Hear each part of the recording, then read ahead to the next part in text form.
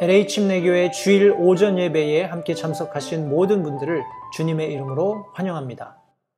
이 시간에 성도님들과 함께 나눌 말씀은 잠언 1장 7절 말씀입니다. 우리 한 절의 말씀이기 때문에 같이 목소리를 맞추어서 한 목소리로 봉독하도록 하겠습니다. 잠언 1장 7절 한 절의 말씀입니다. 시작. 주를 두려워하는 것이 지식의 시작이거늘 어리석은 자들은 지혜와 훈계를 멸시하느니라. 제가 다시 한번 더 읽겠습니다. 주를 두려워하는 것이 지식의 시작이거늘 어리석은 자들은 지혜와 훈계를 멸시하느니라. 오늘 본문의 말씀을 가지고 과연 지식의 시작이 무엇인지 하는 이런 제목을 가지고 함께 말씀을 나누도록 하겠습니다. 말씀을 위해서 잠시 기도하겠습니다. 살아계신 아버지 하나님 감사합니다. 오늘 복된 주일 새아침 사랑하는 성도들을 한자리에 불러 모아주시고 주님께서 또 이끌어 가시는 우리의 인생 여정 동안에 우리가 반드시 알고 기억해야 할 하나님의 말씀을 함께 나누는 이 복된 시간 다시 한번 감사드립니다. 성령 하나님께서 이 가운데 함께 계시면서 구원받은 그리스도인 마음 가운데 계실 뿐만 아니라 실제적으로 우리의 삶의 매 순간에 우리가 어떻게 살 때 하나님께서 기뻐하시는지, 과연 하나님께서 우리의 삶 가운데 무엇을 기대하시는지 친히 말씀하시고 가르치시고 인도하시는 성령 하나님의 음성을 이 아침에 우리가 새롭게 듣기 원합니다. 성령 하나님께서 오늘 나누게 된 이 말씀 속에서도 좀 놀라운 하나님 말씀 안에 감추어 두신 진리들을 우리가 깨달을 수 있도록 도와주시고 이 깨달은 말씀을 실제적으로 우리의 삶에 적용해서 하나님 원하시는 또 예수 그리스도 닮아가는 그런 복된 우리 LH침례교회 성도님들이 되실 수 있도록 주님 도와주시기 원합니다. 말씀 전하는 소정을 주님께 의탁드립니다. 주님께서 용처대로 사용하셔서 하나님 홀로 영광 받으시기를 다시 한번 간절히 바라올 때 예수님의 귀하신 이름으로 기도했습니다. 아멘. 감사합니다. 우리가 인생을 시작한다는 것, 성도님들 굉장히 감격스러운 일입니다.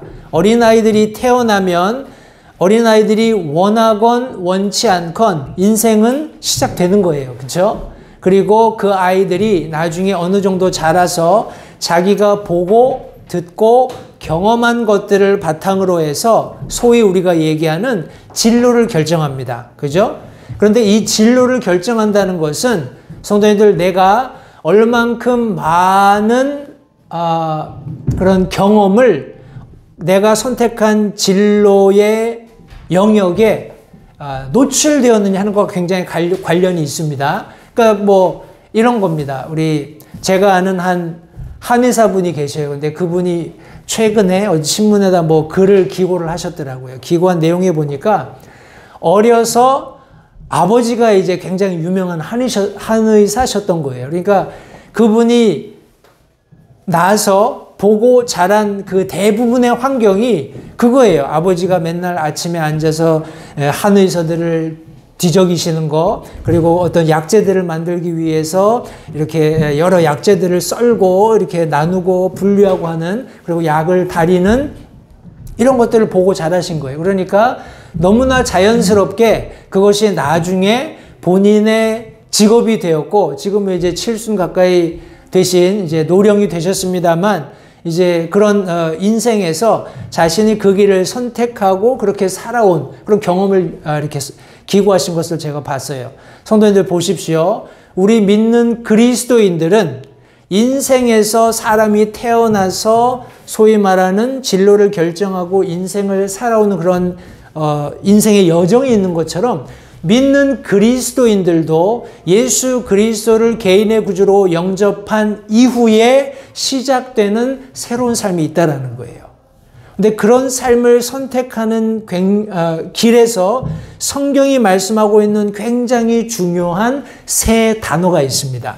제가 가끔씩 말씀을 전할 때 어떤 경우에는 본문을 선택을 해서 그 성경의 본문의 말씀을 자세하게 설명해 드리는 경우가 있습니다. 그리고 또 어떤 경우에는 제가 말씀을 읽고 묵상하다가 깨닫게 된 원리입니다. 이 원리라는 것은 성도님들 어디에나 적용이 되는 거예요.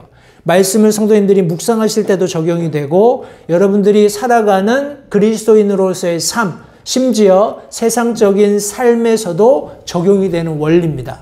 오늘 제가 전할 말씀은 그런 말씀이에요. 세상 삶에도 적용이 되고 그리스도인의 삶에도 적용이 되는 원리에 입각한 말씀입니다. 사람이 살아갈 때 성도님들 그리스도인으로서 살아갈 때 굉장히 중요한 원리, 다시 한번 3가지를 제가 주보에 적어놨습니다. 그것을 제가 하나하나 설명을 드릴 텐데 이 단어를 설명해 드리기 위해서 우리가 좀 알아야 될 게 있어요. 머리 아프다고 생각하지 마십시오. 여러분들 아실 필요는 없어요. 근데 제가 이런 것이 있다라고 말씀을 드리는 거예요. 여기 지금 제가 스크린에 올려놓은 것은 히브리어 알파벳입니다. 히브리어는 제가 여러 차례 말씀을 드리지만 상형 문자예요. 상형 문자라는 것은 한자와 유사하게 사람들이 어떤 사물을 보고 아니면 어떤 상황을 보고 어떤 사람의 행동을 보고 그것을 글자로 만든 겁니다. 해서 지금 몇 개인가요? 18, 22개의 알파벳이 있는데 이 22개의 글자를 가지고 히브리어는 조합을 해서 어떤 의미를 만들어내는 겁니다. 한자도 마찬가지죠. 우리 의로울 의자 하면 양자 밑에다가 나자를 써서 어린 양의 아래 내가 놓여 있을 때 의롭게 된다. 뭐 이런 의미가 있는 것처럼 따로따로 글자가 의미가 있지만 그것을 한데 묶었을 때 또 특별한 의미가 있는 것처럼 이 히브리어도 그런 의미를 가지고 있어요. 그래서 이제 히브리어 원래 이제 뭔가요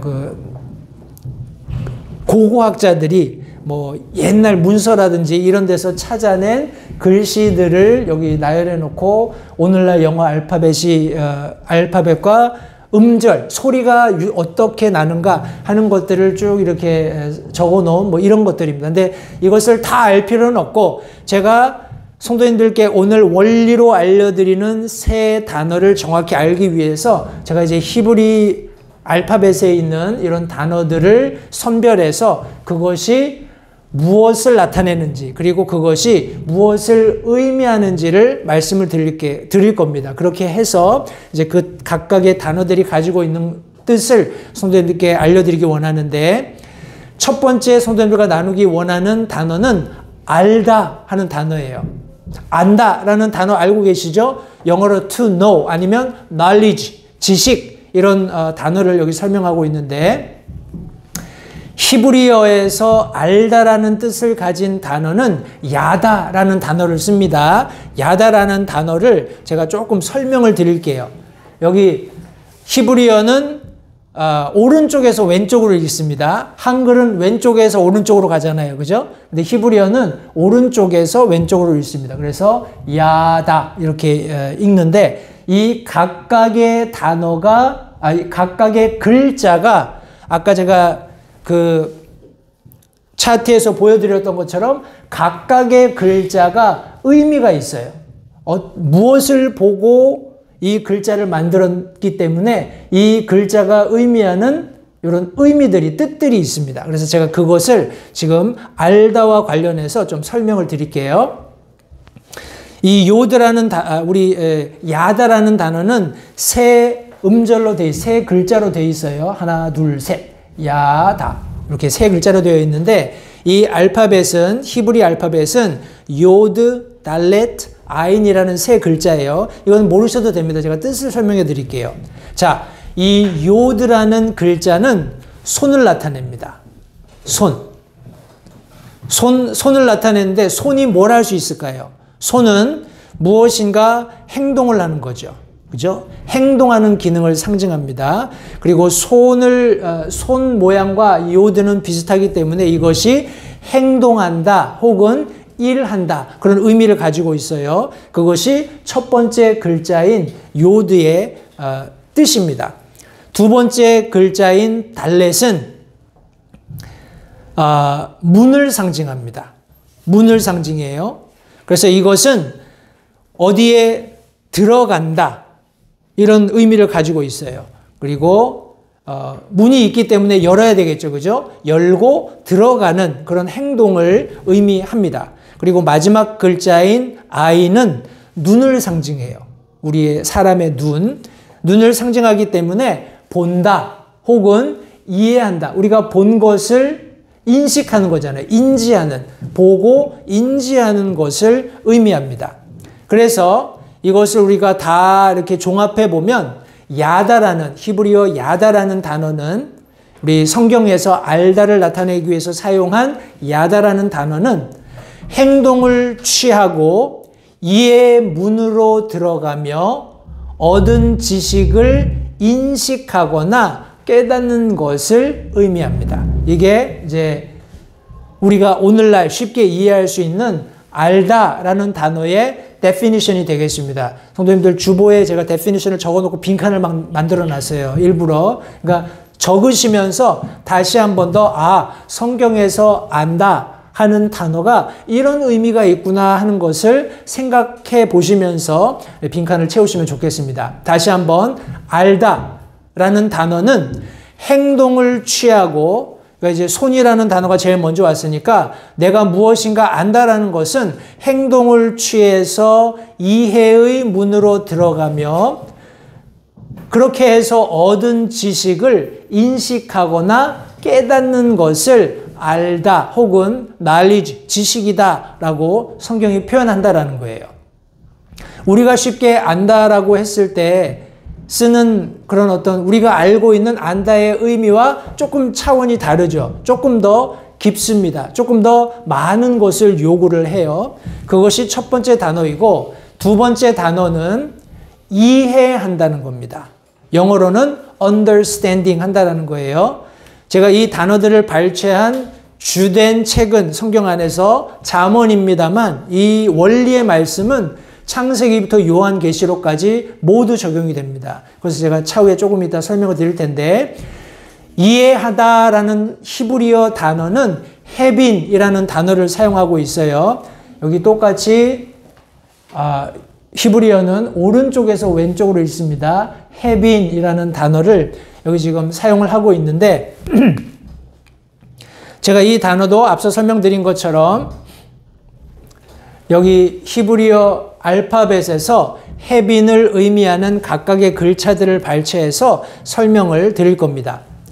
그래서 이 히브리어 헤빈을 이루고 있는 글자들을 보면 bet, yod, nun 이렇게 세 개의 우리 알파벳을 취해서 이 단어를 만들었어요. 그래서 이 단어를 제가 하나하나 좀 설명을 드리면 이 bet이라는 단어는 집 혹은 거주지를 나타냅니다. 집이나 거주지를 나타내요. 그래서 집이 그 안에 들어와 있는 사람들을 포용하고 보호하는 것처럼 그런 의미를 담고 있는 겁니다. 그리고 이것은 그 집 안에 들어와 있는 사람들은 가족이 분명하게 어떤 구조, 그 안에서 스트럭처가 있잖아요. 이분이 아버지고 이분이 어머니고 자녀고 분명히 질서가 있는 것처럼 분명한 기초를 잡는 그런 의미를 이 베트라는 글자가 가지고 있습니다.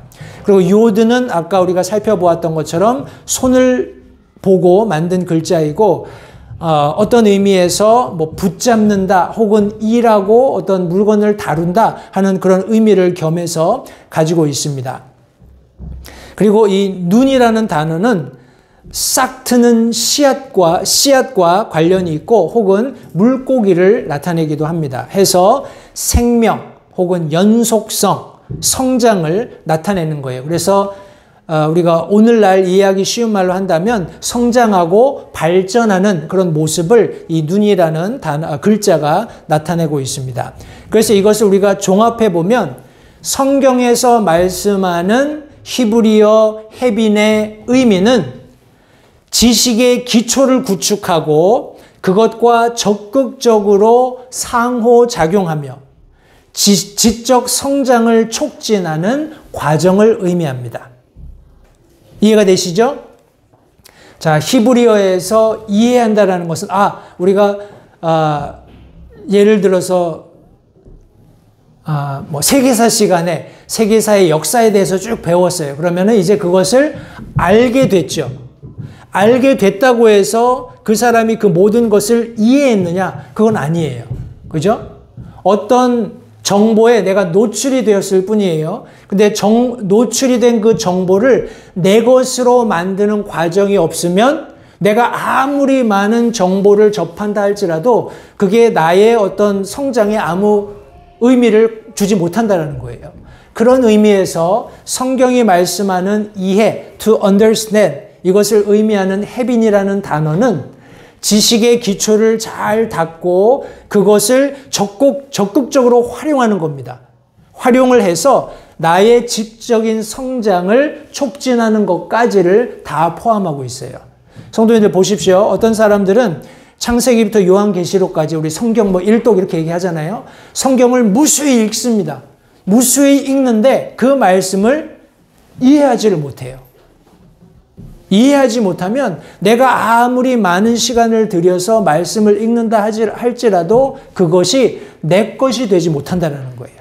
그런 측면에서 성경이 말씀하는 이 이해는 굉장히 중요합니다. 왜냐하면 내가 접했던 그 모든 지식, 인포메이션들을 아주 적극적으로 활용하는 거예요. 그것을 내 것으로 만들기 위해서 노력하면서 나의 성장, 영적인 성장을 추구하기 위해서 꼭 필요한 것이 이해라는 겁니다. 이해라는 단어, heaven이에요.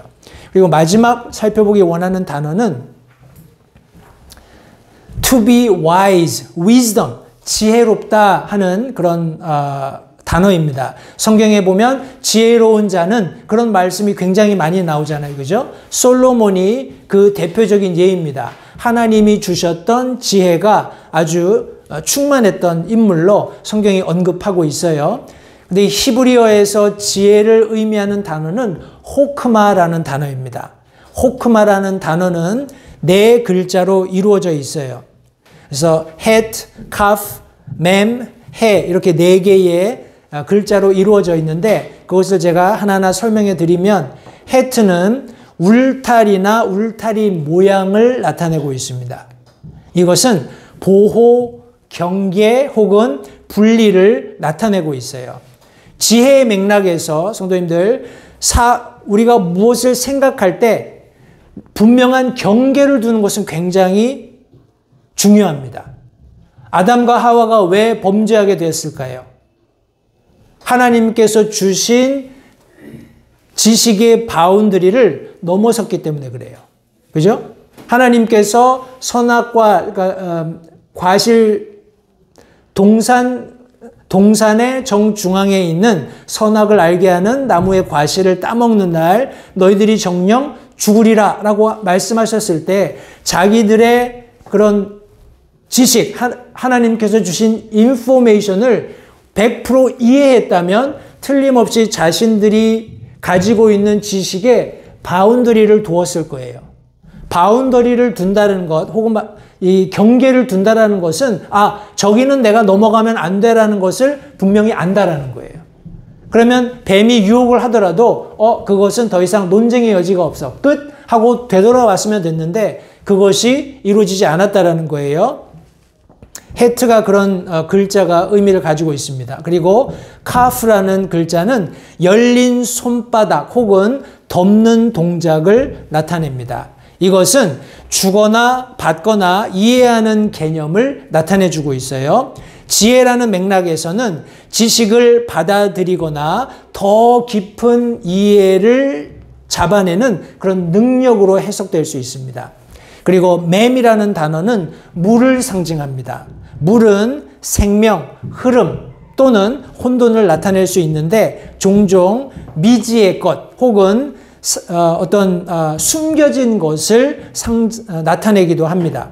그래서 우리 이 호크마라는 단어 안에서는 지식의 흐름이나 진정한 지혜의 깊고 때로는 신비로운 성격을 나타내주는 그런 글자로 우리가 이해할 수 있겠습니다. 그리고 마지막 사용되었던 우리 해라는 단어는 창문이나 열린 공간을 나타내요.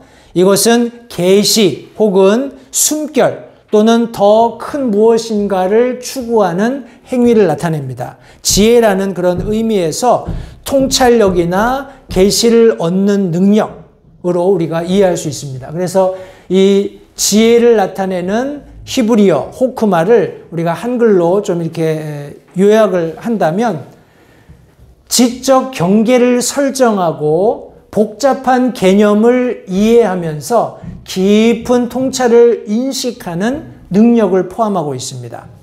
제가 나중에 좀 추가적으로 설명을 드리겠습니다만 이것은 조금 차원이 다른, 앞에서 살펴본 알다 혹은 이해하다와 조금 차원이 다른 그런 말씀이에요. 그래서 우리가 그리스도인으로서 새로운 삶을 시작할 때, 성도님들, 우리가 그리스도인으로 거듭나서 새 생명을 얻어서 그리스도인의 삶을 시작할 때 이 세 단어는 굉장히 필수적인 겁니다. 내가 신앙생활을 몇 년 했느냐, 아니면 내가 교회에서 어느 정도 중요한 직책을 가지고 있느냐, 이런 것들 아무 의미가 없습니다. 이 세 단어를 정확히 이해하고 그것을 내 삶에서 100% 활용하지 못하면 크게 의미가 없다라는 거예요. 다시 한번 제가 요약하고 각각의 단어에 해당하는 성경 말씀을 성도님들께 좀 나누도록 하겠습니다. 알다라는 단어는 다시 한번 성도님들 머릿속에다가 쫙 정리를 한번 해보세요. 알다라는 것은 행동을 취하고 이해의 문으로 들어가며 얻은 지식을 인식하거나 깨닫는 것. 마치 어린아이가 태어나서 점점 자라면서 어떻게 하나요? 이것저것 만져도 보고 가서 사고도 치고 이러면서 배우는 거예요. 저거는 만지면 안 돼. 아이고, 저거는 잘못하면 다쳐. 이렇게 하면 엄마 아빠한테 혼나. 이런 것들을 배우는 거잖아요. 그러니까 어떤 의미에서 아는 단계는 굉장히 많은 위험성이 있을 수 있다는 거예요. 성도님들 보십시오. 제가 참 안타까운 것들 중에 하나는 많은 이단들이 이 단계에서 나온다는 거예요. 이런 단계에서는 성도님들 이단이 나올 수가 없습니다. 이단은 다 이런 단계에서 나와요. 이런 단계에서 어떤 사람이 갑자기 내가 놀라운 걸 깨달았다 하면서 엉뚱하게 자기 나름대로 성경이 말씀하고 있는 알고 이해하고 지혜를 얻는 이 과정이 아니라 전혀 다른 루트를 선택하는 거예요. 그리고 사람들을 미혹하기 시작하는데, 성도님들, 그리스도인들이 정확히 하나님의 말씀을 알고 이해해서 지혜를 얻게 되면 그리 따라갈 수가 없어요. 왜냐하면 거기에 분명한 말씀의 원리가 있기 때문에 그래요. 삶의 원리가 있기 때문에 그렇습니다. 그래서 성경에서 말씀하는 알다라는 단어는 행동을 취하고, 성도님들, 행동을 취하지 않는 그리스도인들은 죽은 겁니다.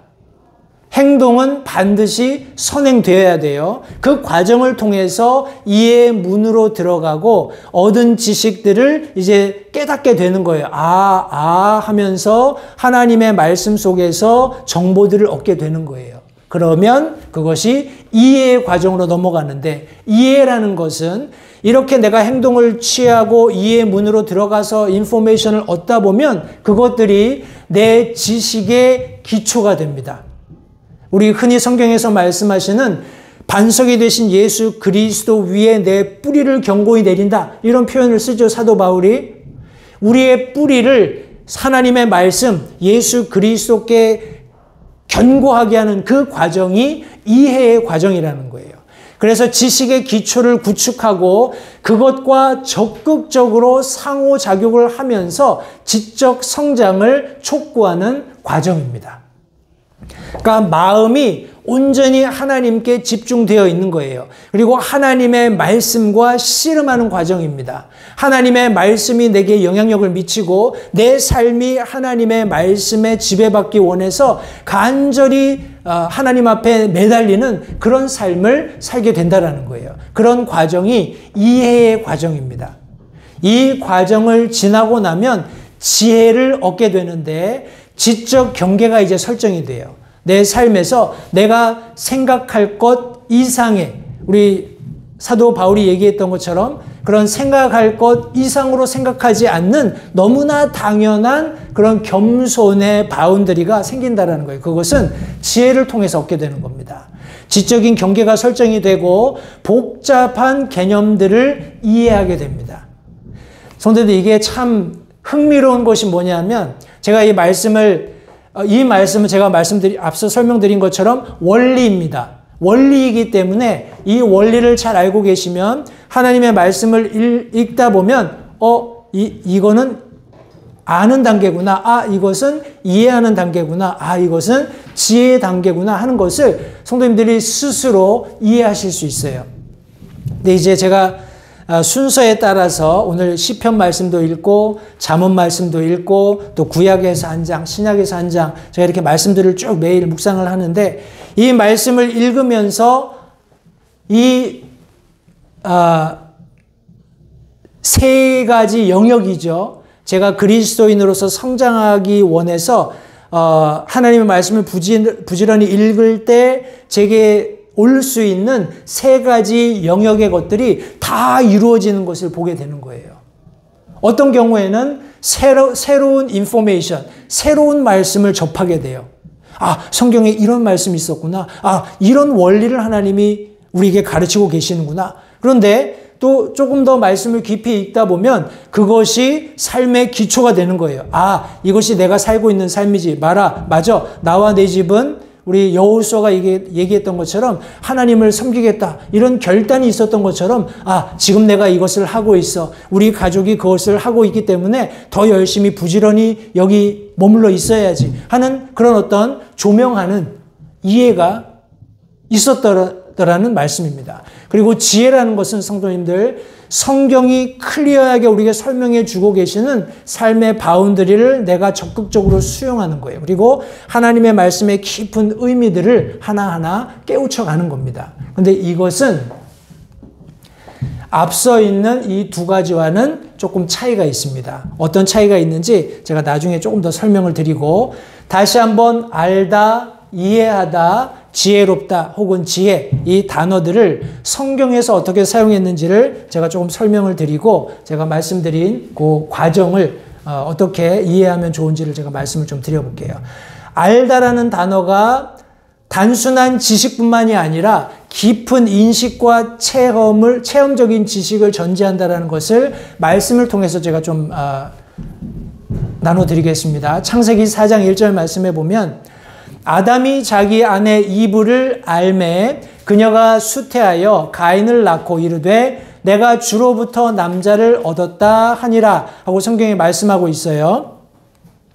성도님들, 여기서 알다라는 뜻은 아담과 하와가 그냥 아담이 어느 날 하와, 내 갈비뼈에서 하나님이 만들어주신 나의 조력자, 협력자 하면서 너는 내 살 중에 살이요 뼈 중에 뼈다 이렇게 얘기했던 그냥 아름다운 여인이 아니라, 이 말씀 창세기 4장 1절 말씀에서는 그것보다 더 깊은, 심지어 육체적으로 이 아내를 깊이 아는 그런 과정을 성경이 설명하고 있다는 거예요.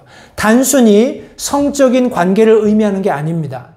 여자로서 잠언에서 말씀하고 있는 나보다 연약한 그릇이고, 또 신약에서도 말씀하고 있는 것처럼 하나님과 공동 상속 유업을 받을 공유한 자로 여기는 그런 다양한 의미들이 여기 다 들어있다라는 거예요.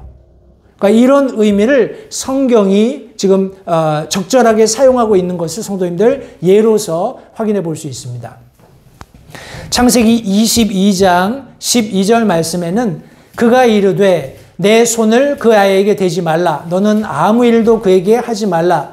내가 내 아들 곧 내 유일한 아들을 내게 아끼지 아니하였으므로 내가 하나님을 두려워하는 줄 내가 이제 아노라. 성경이 말씀하고 있습니다. 하나님께서 아브라함에게 하신 말씀이에요. 아브라함에게 이삭을 번제 헌물로 하나님께 드리라고 했을 때 아브라함이 실제적으로 이삭을 번제단 위에 눕히고 묶어서 눕히고 칼을 들어서 그를 죽이려고 했던 바로 그 순간에 하나님께서 그를 금하시고 아들 이렇게 헌물로 드리는 그 과정을 금하시고 나서 하신 말씀입니다.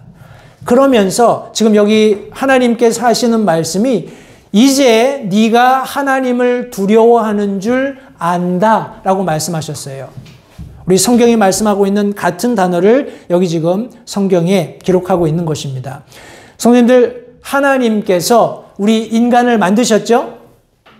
인간을 만드셨기 때문에 인간의 메커니즘을 아세요. 인간의 메커니즘을 아시는데 인간의 메커니즘 중에서 제일 약한 게 뭐냐면 안다라는 것이 항상 행동을 수반하진 않는다는 거예요.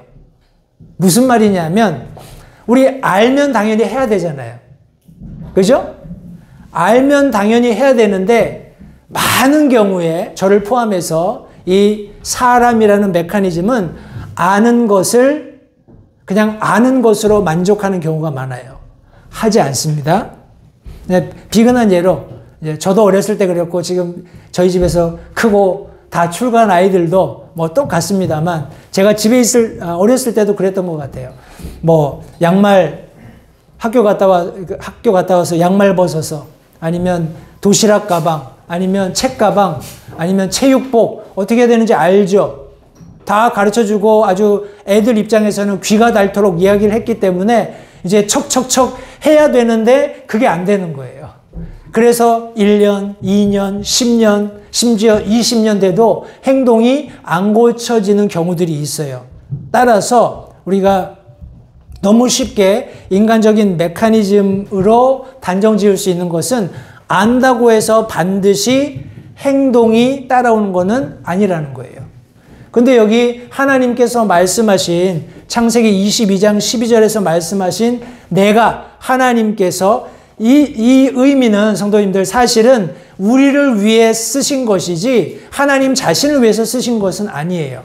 우리가 다음 절에서 살펴보겠지만 하나님은 모든 것을 아십니다. 그죠? 때문에 아브라함이 이렇게 할 것을 아셨어요. 그러나 아브라함을 검증하는 아브라함을 테스트해서 프루브하는 과정이 필요했어요. 누구한테? 우리한테 필요했기 때문에 성경에 기록하시고 이 단어를 말씀하신 거예요. 인간이라는 메커니즘. 자, 네가 아브라함 하나님을 경외하는 거 알아. 그런데 네가 정말 하나님을 경외하는지 테스트해서 프루브할 거야. 하나님이 계획하시고 그에게 그의 아들 이삭을 독자 이삭을 하나님의 산에서 하나님께 번제물로 드리라. 죽여서 불러 태워서 하나님 앞에 번제물로 드리라고 명령을 하신 거예요.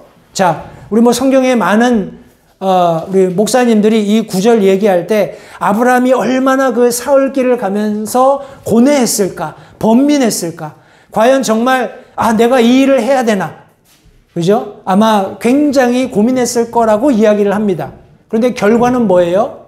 그가 아는 것을 행동으로 옮겼다는 거예요. 사람이 가장 보편적으로 하기 힘든 그리고 형성하기 힘든 캐릭터 중에 하나인 아는 것을 실천으로 옮기는 아브라함을 하나님께서 보셨다라는 겁니다. 그러면서 내가 이제 안다. 내가 너에 대한 클리어한 네 마음을 열어서 그 마음 속에 무엇이 있는지를 정확하게 인지했다라고 지금 하나님께서 말씀하고 계신 겁니다. 또 다른 한 구절 예레미야 1장 5절 말씀에 내가 너를 뱃속에 짓기 전에 너를 알았고 내가 태에서 나오기 전에 내가 너를 거룩히 구별하였으며 너를 민족들을 향한 대언자로 세웠노라 라고 하나님께서 말씀하셨어요. 성도님들, 여기 하나님께서 내가 너를 알았다라고 말씀하실 때 이것은 하나님으로서의 안다라는 것을 여기 지금 하나님께서 분명히 말씀해 주고 계신 거예요. 태 속에 잉태되기 이전에 이미 예레미야를 알고 그를 어떻게 하나님께서 사용하실지를 이미 알고 계셨다라는 거예요. 그리고 그런 목적으로 그를 구별하셨다라는 것을 여기 지금 성경이 말씀해 주고 있는 겁니다. 이런 의미에서 성경 이외에도 더 많은 구절들이 있겠습니다만 알다라는 단어가 어떻게 사용되었는지를 말씀을 좀 드렸어요. 우리 두 번째 단어 이해하다. 이것은 단순히 지식적인 정보를 이해하는 거기에서 그치는 것이 아니라 더 깊은 통찰 그리고 깨달음을 의미합니다. 마치 이런 거예요. 우리 잠언 말씀 읽다 보면 잠언의 저자가 길 모퉁이에 서서 가만히 길에 오가는 사람들을 바라봅니다. 쳐다보면서 어떤 지혜로운 자 혹은 어떤 어리석은 자들이 아주 독특하게 하는 행동들을 가만히 관찰하는 거예요. 그런 집중하는 모습 속에서 얻게 되는 것이 이해라는 겁니다. 이것이 사용된 몇 구절들을 함께 살펴볼 텐데 잠언 1장 2절 말씀에 보면 이것은 지혜와 훈계를 알게 하며 명철의 말씀들을 파악하게 하고 성경이 말씀하고 있습니다. 성도님들 보십시오. 이 명철이라는 것, 이해한다라는 것, 다시 말해서 지혜에 이를 수 있는 이해력은 하나님의 말씀에서 오는 거예요. 하나님의 말씀 안에 그 말씀을 정확히 이해했을 때 지혜가 뒤따른다라는 것을 성경이 말씀하고 있는 겁니다. 우리 다니엘서 9장 2절 말씀, 곧 그의 통치 제1년에 나 다니엘이 책들을 통하여 주의 말씀이 대언자 예레미야에게 임하사 알려주신 그 횟수를 깨닫되 곧 그분께서 예루살렘이 황폐한 가운데 70년을 채우리라는 것을 깨달으니라. 우리 71회에 관한 예레미야가 자신의 그 대언서를 통해서 기록한 말씀을 이제 다니엘이 접했습니다. 다니엘이 그 말씀을 읽고 나서 우리에게 지금 당한 이 고난이 70년간 지속되겠구나 하는 것을 깨달았다라는 거예요. 여기서 깨달았다라는 이 단어가 바로 성경 우리 앞서 살펴보았던 이해한다 하는 그 단어입니다. 성도님들 보십시오. 다니엘이 어떻게 이 71회를 깨닫게 됐습니까? 주의 말씀이 대언자 예레미야에게 임하사 알려주신 그 말씀을 따라서, 다시 말해서 하나님의 말씀을 읽고 묵상하는, 다니엘이 어디 있었어요? 다니엘은 바벨론의 포로로 잡혀가 있었잖아요. 그죠? 그리고 거기에서 물론 하나님의 은혜로 높은 지위에 오른 것은 사실입니다. 그렇다고 해서 그가 모든 그리스도인으로서 마땅히 해야 되는 일들을 포기한 것이 아니에요. 더 적극적으로 했다라는 겁니다. 하나님의 말씀을 묵상하고 하나님께 정해진 대로 하루 3번 기도하는 이 생활을 다니엘은 한 번도 거른 적이 없어요. 그 과정을 통해서 하나님의 말씀이 가르치고 계시는 이 말씀 속으로 끊임없이 자기 자신을 이끌었다라는 거예요. 지식의 문을 열고 내가 알고 있는 그 당시 히브리어가 되었건 아람어가 되었건 아니면 바벨론에서 사용하고 있는 특별한 방언이 되었건 여러 다양한 그런 가능한 언어적 수단을 사용해서 하나님의 말씀 속으로 계속해서 자기 자신을 밀어넣는, 문들을 열어젖히고 그 가운데 무엇이 있는가 부지런히 찾는 과정을 통해서 자신의 그리스도인으로서의 삶의 기초가 될 수 있는 다양한 그런 파운데이션, 기초들을 놓았을 뿐만 아니라 이런 놀라운 하나님의 감추어진 비밀들을 캐내기 시작했다라는 거예요. 그것을 이해하기 시작했다. 성경이 말씀하고 있는 겁니다. 시편 119편 27절 말씀에 나로 하여금 주의 훈계들의 길을 깨닫게 하소서. 그리하시면 내가 주의 놀라운 일들을 이야기하리이다 했습니다. 성도들 보십시오. 다니엘서도 그렇고 시편에서도 그렇고 깨달은 사람들이 하는 독특한 행동이 있어요. 앞서 말씀드린 것처럼 행동이 뒤따르지 않으면 절대 지식을 얻을 수 없습니다. 알 수가 없어요. 그죠? 문 뒤에 무엇이 있는지 열기 전까지는 그 문 뒤에 뭐가 있는지 모르잖아요. 그죠? 문을 열기 전까지 내가 저 문 뒤에는 뭐가 있을 거야 이렇게 생각한다고 그게 거기 있을 수는 없겠죠. 근데 많은 사람들이 거기에 많이 속아요. 때문에 성도님들, 우리가 무엇을 알기 위해서는 반드시 내가 움직여서 문을 열고 들여다보는 수고가 필요합니다. 그 과정을 통해서 깨닫는 거예요. 아, 여기는 이런 게 있구나. 여기도 이런 게 있네. 이것은 같구나. 이것은 이런 걸 의미하는구나. 하고 조합하는 능력을 동원해서 이해하게 되는 거예요. 근데 보십시오. 다니엘이 하나님의 말씀을 통해서 놀라운 원리를 이해했어요. 그러면 이제 다니엘이 놀라운 걸 내가 이해했어. 와, 정말 야, 나는 똑똑해. 이랬을까요? 아니에요.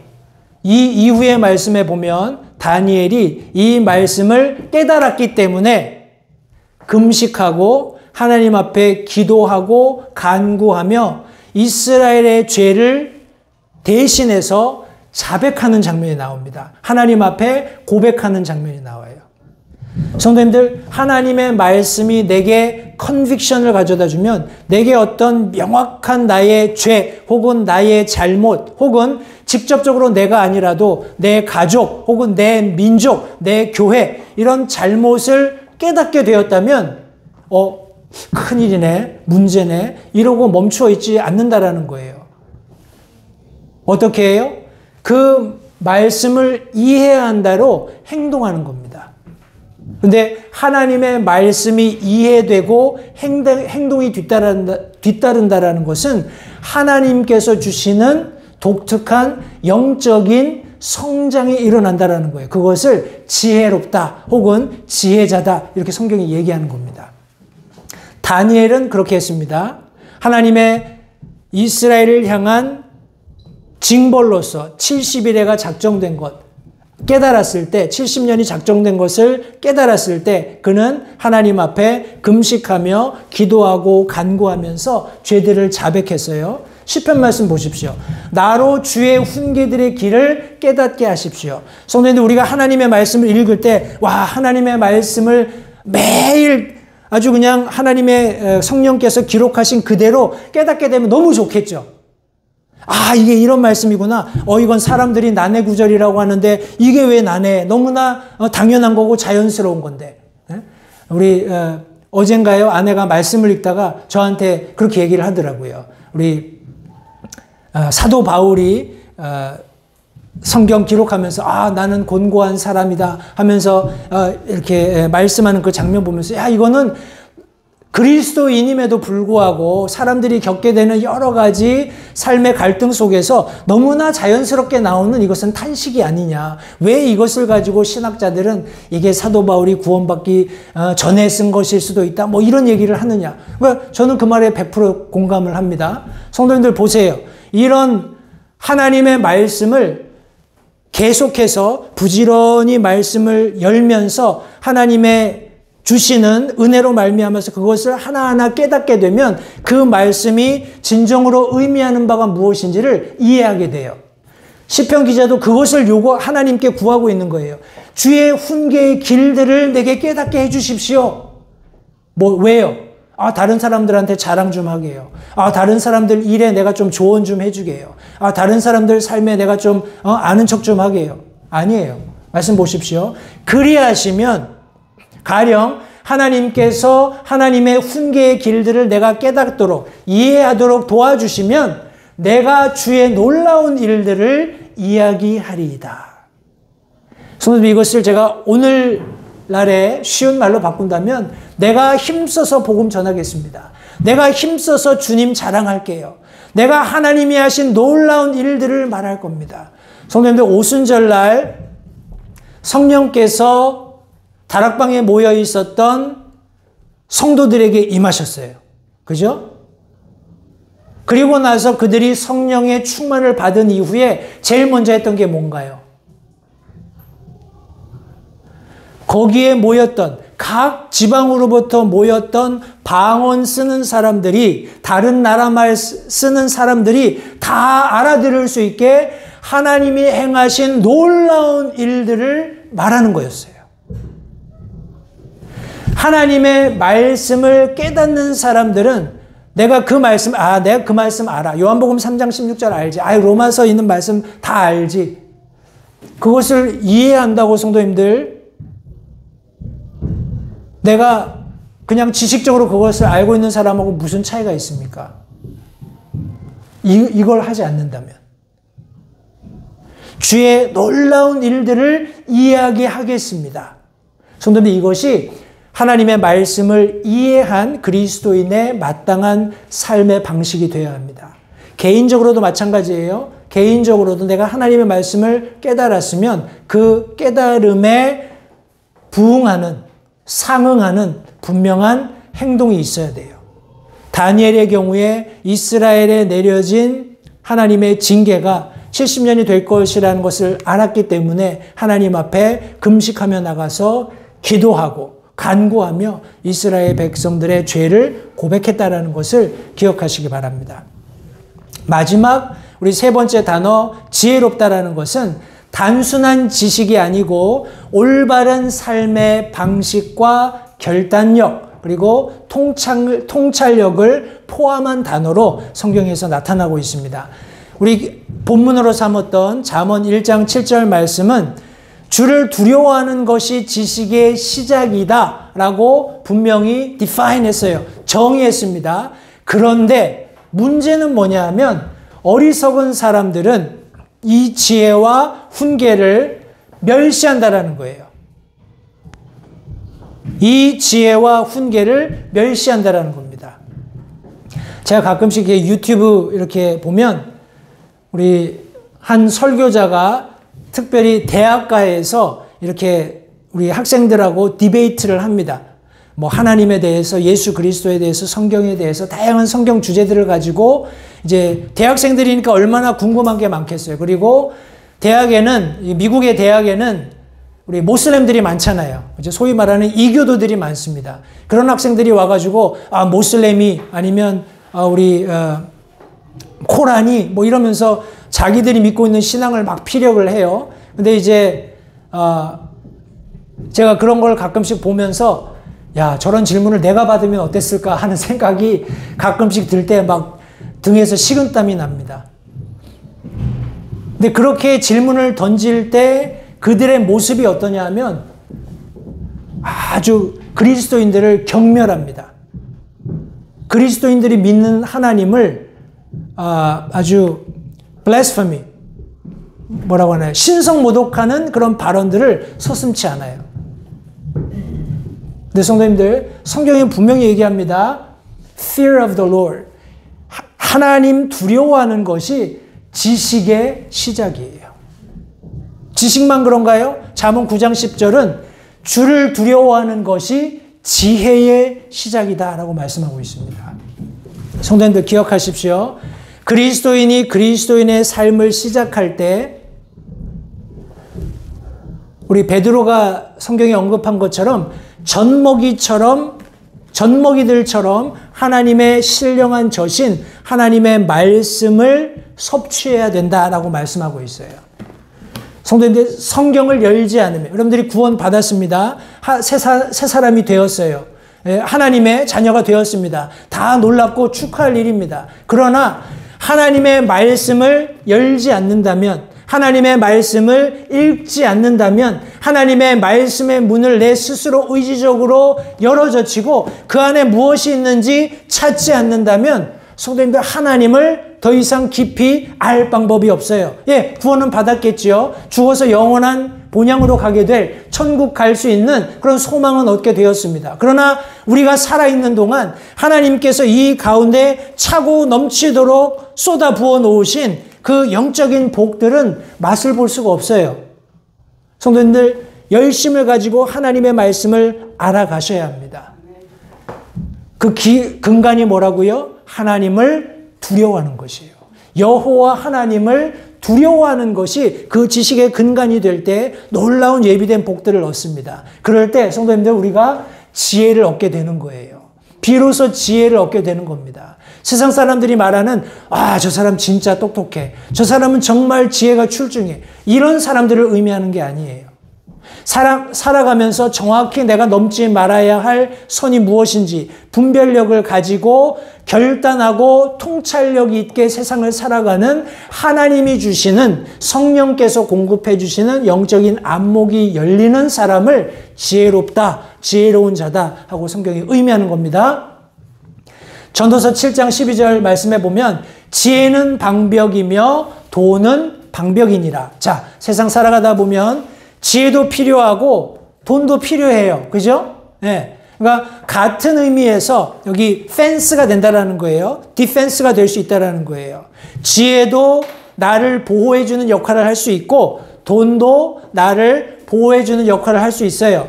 그러나 지식에 뛰어난 점은 지혜가 그것을 소유한 자에게 생명을 준다는 것이니라. 이 말씀은 무슨 의미냐면 보십시오. 지혜가 그것을 소유한 자에게 생명을 준다. 그러면 역으로 얘기하면 이 두 가지 지혜나 돈은 다 방벽이 될 수 있지만 돈은 내가 어려움을 만났을 때 내게 생명을 보장해 줄 수는 없다라는 거예요. 뭐가 생명을 보장해 줍니까? 지혜가. 그것을 어떻게 알 수 있냐면 그것이 지식에 뛰어난 점이라는 거예요. 성도님들, 이런 원리, 지혜도 방벽이고 돈도 방벽인데 지혜가 그걸 소유한 사람에게 생명을 준다라는 것을 어디서 찾을 수 있어요? 세상에 어떤 사람한테 물어봐도 야, 지혜가 더 중요해. 하나님이 주시는 지혜가 더 중요해. 그게 너를 지켜줄 거야. 이렇게 얘기하는 사람은 없어요. 누구를 붙잡고 세상에 있는 누구를 붙잡고 한번 물어보십시오. 야, 돈이면 다 돼. 이렇게 얘기할 거예요. 그런데 성도님들, 성경은 하나님의 말씀은 지혜로운 사람은 이걸 안다라는 거예요. 지혜가 그것을 소유한 사람에게 생명을 준다라는 것을 이 하나님의 말씀을 부지런히 살피는 지식을 추구하는 사람들이 그것을 발견하게 된다는 겁니다. 때문에 성도님들 매일 하나님의 말씀을 분량과 상관없이 꾸준히 읽으십시오. 계속 하나님의 말씀의 문들을 스스로 여시고 그 안에 무엇이 있는지 살펴보세요. 그러면 하나님께서 그 말씀들을 이해할 수 있게 도와주십니다. 그러면 하나님이 궁극적으로 성도님들이 있게 될 지혜로운 자의 자리에 앉혀 주실 겁니다. 자, 원리로요. 알다, 이해하다, 지혜롭다. 이 과정에 성도님들 아는 것을 이해할 수 있도록 도와주는 지도자가 필요해요. 지도가 필요하고 지도자가 필요합니다. 그리고 이해된 말씀이 그 사람을 지혜롭게 하는 데에도 지도가 필요하고 지도자가 필요합니다. 자, 이 지도는 성도님들이 주일날 교회에 오실 때 혹은 교회에서 여러 가지 성경 공부 프로그램들을 진행할 때 거기 참석하시면 지도를 받으실 수 있어요. 그러니까 저도 성도님들이 성경적인 지식을 알고 그것을 이해하실 수 있도록 돕는 그런 역할을 하는 거예요. 그러니까 제가 성경 말씀 준비할 때 아무렇게나 그냥 아무거나 가져다가 성경 말씀 이렇게 대충 해가지고 성도님들께 가르쳐 드릴까요?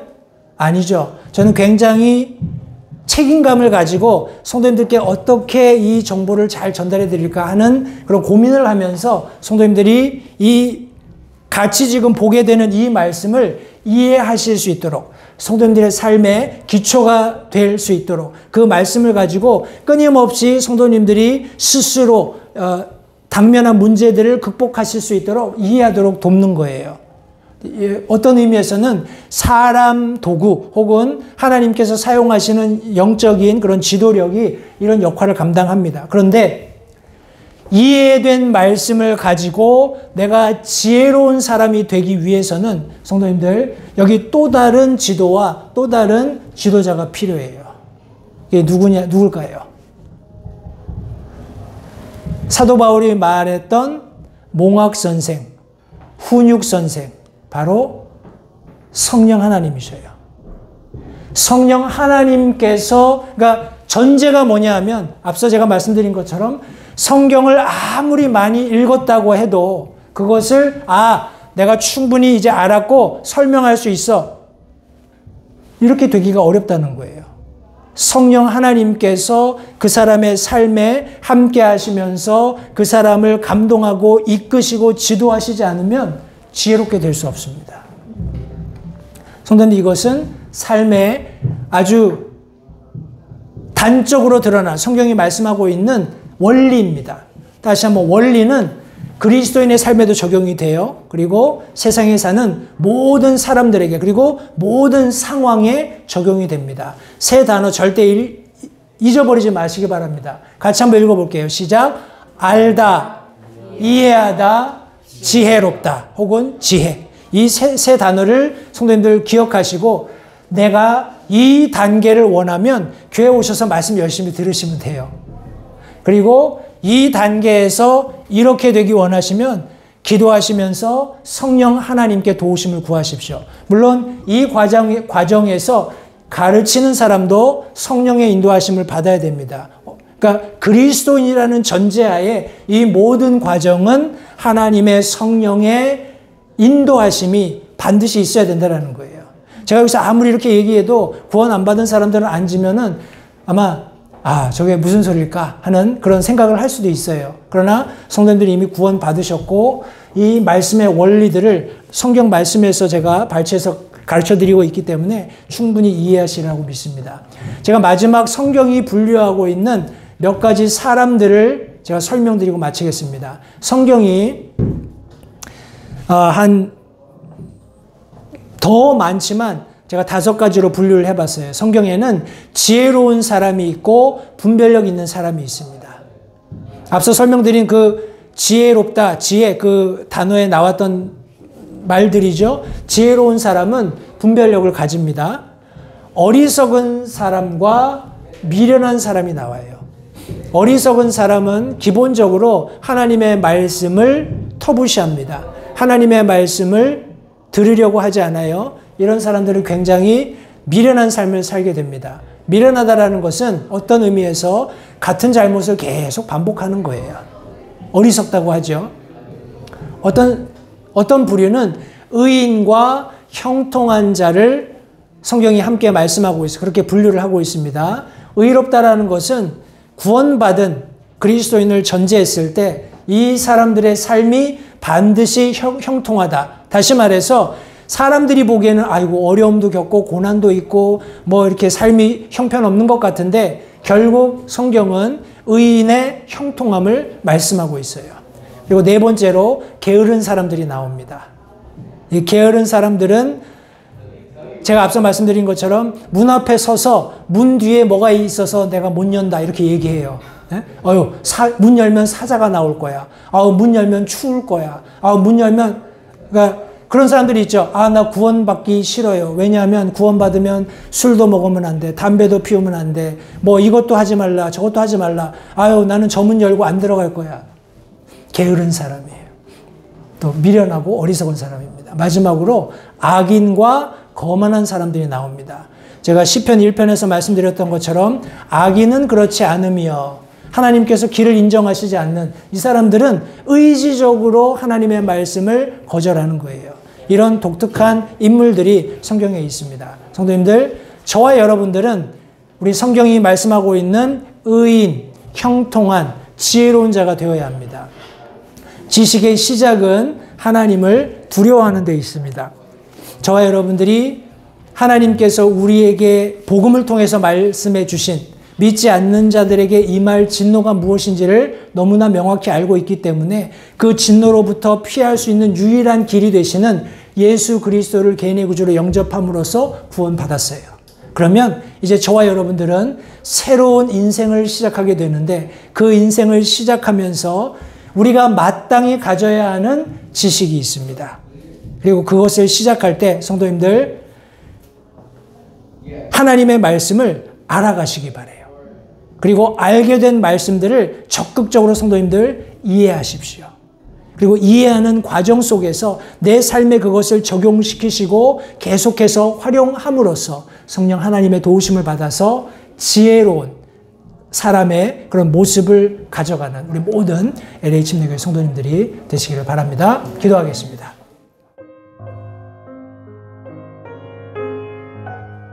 잠시 들으신 말씀에 따라 결단하는 시간을 가지시기 바랍니다. 하나님께서 무엇을 말씀하시든지 따르기로 결단하십시오. 하나님께서는 순종하는 자들을 존중하십니다. 아직 예수님을 개인의 구주로 영접하신 사실이 없으시다면 자신이 죄인됨을 인정하며 하나님께 나오는 자들을 하나님께서 받아주신다는 확실한 말씀에 근거하여 다음과 같이 기도하십시오. 하나님, 나는 죄인입니다. 나는 내 죄로 인해 죽을 수밖에 없음을 압니다. 그러나 예수님께서 내 죄를 위해 십자가에서 피 흘려 죽으시고 사흘 만에 다시 살아나셔서 내 죄값을 모두 지불하셨고 내게 새로운 생명을 약속하셨음을 믿습니다. 지금 이 순간 예수님을 내 마음에 모셔드립니다. 내 마음에 오셔서 나의 주와 그리스도가 되어주십시오. 예수님 이름으로 기도했습니다. 다음과 같이 기도하셨다면 여러분은 성경 말씀대로 구원을 받으셨습니다. 계속해서 주 안에서 함께 자라가는 복된 교제가 있기를 간절히 바랍니다.